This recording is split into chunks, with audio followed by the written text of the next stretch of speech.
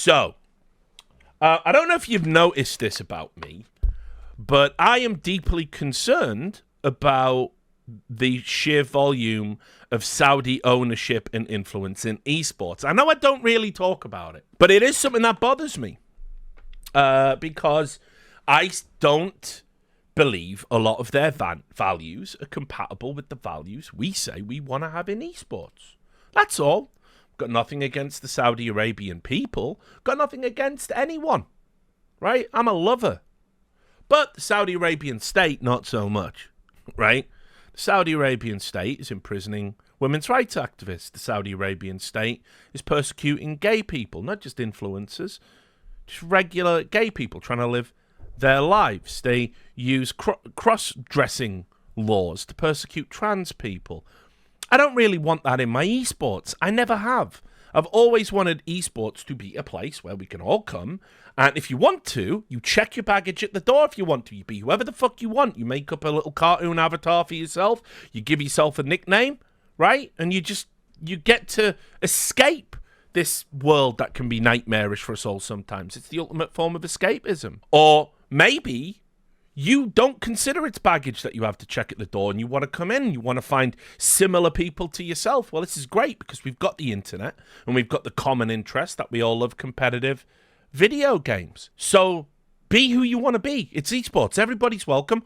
Always have been, no matter what people tell you. I think about who I was before esports and who I am now, and I'm proud to say I've grown as a person because of esports. I'm proud to say that I have, many friends from many different backgrounds. I mean, I joke about furries all the time. I've got furry friends. I would never have met a furry. Imagine me, a working class lad in a small Welsh town. When am I meeting a furry, guys? It's never happening, is it? I've met people from all different walks of life, all different cultures, all different nationalities, creeds, and personal identifiers. And it's been very wholesome and positive. So anything that is an assault on that and the positive values of esports, I don't like it. And I don't see how we're going to fit Saudi Arabian state values and how they persecute our friends and esports as a whole. So that was maybe not as big a deal when it first started happening. It's only ESL, then it was Faceit, then it was DreamHack, then it was Esports Engine, then it was ESVN. Then Blast started entering into partnerships with other states like the United Arab Emirates and Bahrain, and you're going, and then obviously Chinese ownership and the Chinese state started coming to the party. It started to get really complicated and tricky, but recently what we've had is the Esports World Cup. Now, the Esports World Cup is the rebranded Gamers 8 from Riyadh, and what they've wanted to do is ensure that everybody is beholden to the Saudi Arabian money teat, and they've done this through something called the Esports World Club Program. And what that means is if I want to have a team in a game that is at a tournament in the Esports World Cup repertoire, they will give me a six-figure sum to go out and get that team. And so all of these esports orgs, which include some of the wealthiest in the world, they've gone out and they've taken six figures directly from the Saudi Arabian state to hire players to enter into this tournament for the promotion of for the sole purpose of the promotion of the Saudi Arabian state. It's sports washing. That's what it's about. And so anyway, I didn't like this. I don't like 30 esports organizations with like 180 applicants. I don't like 30 esports organizations being directly funded now by the Saudi Arabian state. Something I predicted years ago. I said, if you think they're going to just stop with the... Remember when I said this? If you think they're just going to stop with the leagues, you're a fool. And here we are. Right again. Put that one in the Richard Lewis was right column. It's massive, it's swollen, it's bulging. It's like R.L. Sussy. All that jelly and no toast. Now, because I got upset about this, I thought, what can I do? Right? Because there's a feeling of helplessness about sports washing. What can you do? It's everywhere. It's ubiquitous. Everyone says, people say dumb things like, yeah, but like you're British, and so what about British? the British government isn't running esports tournaments. So, yeah, but no, but you've invaded the Middle East, and yeah, I marched against it. I'm not for that. But again, I say that my government isn't running esports events. So I came up with an idea, and it was what I've started being able to do, because you guys fund me through Patreon and Substack, and I'm not beholden to anyone. I've run a number of operations, and you saw the first operation, didn't you, with the rainbow flag and the Let's Go Bird team and Falcons, and how ESL had to spam their sponsor links and do giveaways every time Falcons played and block the rainbow flag. And when I reached out to Twitch in an official journalistic capacity and said, hey, Twitch, can you give me a statement about how you feel about one of your business partners banning a gay pride emote on your platform? They didn't respond. They didn't respond. So that was an operation to prove the inherent hypocrisy. Right? And so I thought, well, I need to expand this. And I came up with the idea of Operation Pride Before a Fall. All capitals. Why is it called that? Okay. Well, in June, we are going to have Pride Month. Right? And what's going to happen during Pride Month is a lot of these entities that are in direct cahoots with the Saudi Arabian state, which, remember, criminalizes, persecutes, prosecutes, and in some cases executes gay people, they're going to put up their little fake rainbow flags. And remember, I'm bisexual, so this does directly affect me. This isn't performative. Right? Not that it would need to be. And by the way, I'll also just add here, wish the Americans and their little rainbow mafia would shut the fuck up so the rest of us could get a fucking word in and have some sensible conversations. But that's a topic for another time. They're going to put up their rainbow flags and they're going to say, we love you gays. We love the gays. Right? And here we are. Come and dance around this rainbow for us, gays. Because we love you and we support you. And they're going to get a big round of applause from everyone else who's going to performatively love the gays for 1 month. But here's the thing. In July, which is, the next month, you're all going to be in Saudi Arabia doing an exercise in sports washing for the Saudi Arabian state, which, as I seem to recall, criminalizes, prosecutes, persecutes, and in some case executes gay people. So how are we going to reconcile the two? Well, you can't. And so what I have done is, and this is where you're going to go, Richard, you are a psycho. And I'm going to go, I guess I am. I took every single sponsor off the list of the 30 teams that are taking that Saudi Arabian money, and I have emailed them. And I have emailed them an email that asks them a particular question. And I will read you the email that I have sent to all of these people. It says, to whom it may concern, my name is Richard Lewis, and I work as an independent journalist that covers the entertainment and tech industries. I'm reaching out to you today in your capacity as a sponsor of esports organisation. As I am sure you're aware, they are currently partnered with the Esports World Cup, EWC, which is owned directly by a subsidiary of the Saudi Arabian Public Investment Fund, the PIF, and has the country's Crown Prince Mohammed bin Salman as the chairman. The nature of the partnership is accepting six-figure sums of money to fund teams to enter the upcoming Esports World Cup event in Riyadh, where your logo will be prominently featured on the team jersey. It is a matter of public record that the Saudi Arabian government criminalizes homosexuality and imprisons activists speaking out for women's rights in the country. Your decision to sponsor these PIF-owned entertainment products seems at odds with your stated values of diversity and inclusion. As such, I wanted to seek clarity on how you are able to reconcile your business relationship and whether you were in fact aware of the Saudi Arabian state's actions against women and the wider LGBTQ plus community.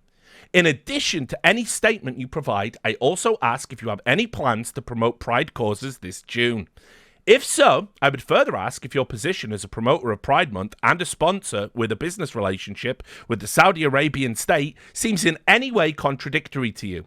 For full transparency, I will be seeking to publish your statements prior to June 1st as part of an article I am writing. Any input you have would be gratefully appreciated. Now, I've had to send that email hundreds of times. And to every single solitary sponsor of one of those 30 organizations. And when I say every single solitary sponsor, I don't actually mean every single solitary sponsor, because there are some sponsors it would be a waste of time, or they didn't have a press contact. So, if you're a Russian-based skins website, I'm not going to ask whether or not you love the gays, am I? Because, first of all, you're a skins website. You stand for nothing. If you're a, shady Russian fucking skins website, you probably don't stand for much, actually. And also, we know how the Russians are with the gays. So, I've sent it to the companies that have inclusion and diversity sections. Now, I thought I was just going to sit here in silence and go, Richard's doing an operation. Okay. And nobody was going to notice until I had, dozens of replies. And then we were going to publish the findings on the Substack. And we're also working on creating a separate website, which I believe we may have registered to esports.gay. And it is going to track the discrepancies between pro-Pride tweets and pro-Saudi tweets. And we're going to display that data for the general public. So, I've been busy, right? And I want you to know, straight up, while I'm making light of these topics, they are serious to me. And I can't think of any other way to get through to people how absurd this situation is, except to do these ludicrous things. You can write 1 million articles, make 1 million videos. People aren't responding to that. Okay, I've got time and I care. So I'm gonna fucking knock it up a notch. So I did. I've knocked it up several notches, I might say. And so I actually had a DM today.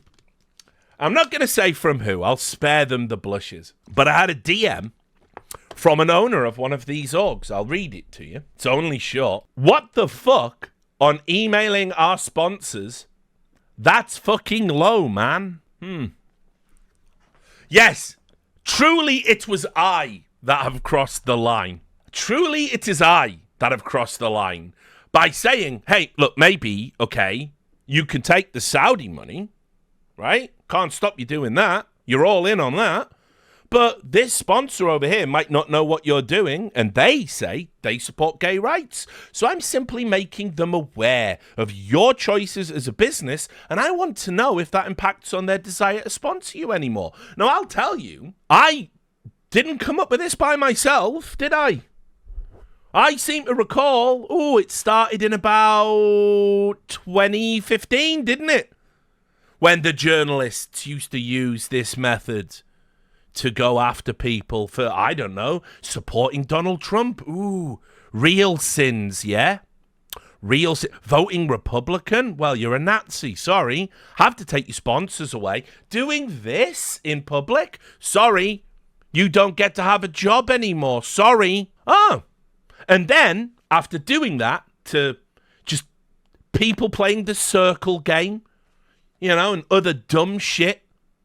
People posting Pepes on their social media. Kids smiling at Native Americans.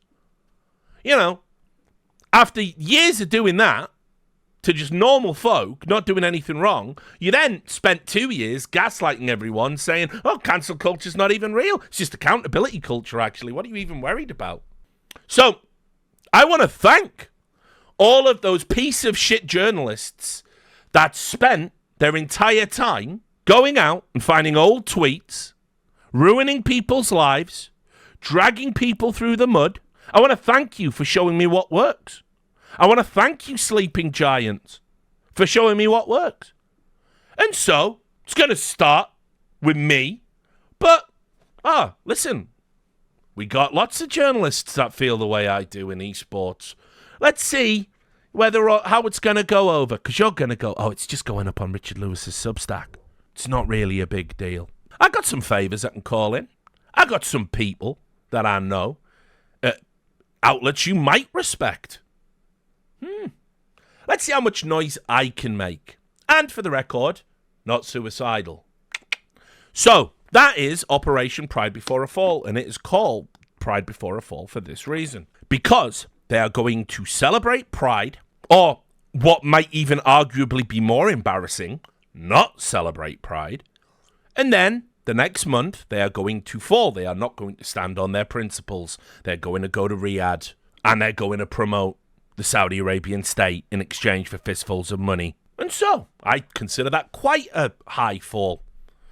Because remember, you say you're the ambassadors. You say you're the people bringing esports into the future. You esports orgs owners, you say you're making everyone's dreams come true and you're the good guys. And this is a great time for esports. I wish it was. I wish it was a great time for esports for everybody. And yeah, just to that question, I haven't just stopped with the 30 esports organizations. What else have I been doing these past few days? Well, I've also contacted all of ESL's sponsors, particularly Intel. I've asked how they can run all these programs while funding a league entirely owned by the Saudi Arabian state. No reply as of yet. I wrote to Gaming Malta and I said, how do you feel about paying a league that you sponsored that league to promote Malta as a tourist destination, and then during that they run ads for Qiddiya, a super city being built in Saudi Arabia, and they're promoting that as a tourist destination? Well, I can only afford one holiday a year, so which one am I going to? Gaming Malta or Qiddiya? Kind of feels like a conflict there. We're going to wait and see what Gaming Malta have to say. Maybe they don't like that very much. And then finally, I collated all of the promotional material they have posted about the Esports World Cup on Twitter and other social media platforms, where they don't use any qualifiers explaining it is a promotion or an advertisement. And they haven't used hashtag ad or anything like that. And they are doing it as a quid pro quo for those six figures amounts of money. And I've sent that all to the Federal Trade Commission, as I said I would on a previous stream. And guess what? I've had an email back from the Federal Trade Commission saying it's all been sent to their influencer department and they are going to take a look at it. So the last 48 hours have been very busy for me, but I think it has all been spent very well. And the owners can message me and be like, hey man, I thought we were cool. No, we stopped being cool the minute you wanted to exist in the quantum state where you come out and you tell me you care about gay people, and then you go and shake hands and smile and stand next to someone who's ordered the executions of gay people. We can't really reconcile that in my mind, unfortunately. And what I realized was, yeah, you know, attacking broadcast talent and like people low down the food chain. These people aren't wealthy. These people aren't millionaires. These people are literally eking out an existence. You'd be surprised, you know? And so you can criticize them. Of course you can. But I realized I had to level up my game. I had to start punching upwards, right? I said that. So when I got back, instead of burning bridges with Chad and other friends, I'm going to start punching upwards. And here you go. I'm punching upwards. You are millionaire owners of millionaire properties that you have run into the ground. You have been bailed out repeatedly to the tune of millions of dollars from everything from fucking venture capital to crypto, and it still wasn't enough for you because you are all fucking incompetent. You have driven this industry into the ground. You are now isolating key members of the esports community with your choices, and now you're getting rewarded for it with more millions of dollars. No, we can't reconcile this. It's not going to be okay. I'm going to be there every time you sign a new deal. I'm going to be there every time you come and shill and shuck and jive for the Saudi Arabian state. I'll be there. I'm making time for it now because that, in my moment of clarity, seems to be the right thing to do. So, that's where I've been the last couple of days. I hope you enjoy the results. We will be eating well in June. And as I said, do keep an eye out for the launch of esports.gay, which will be live as soon as we've made it look nice.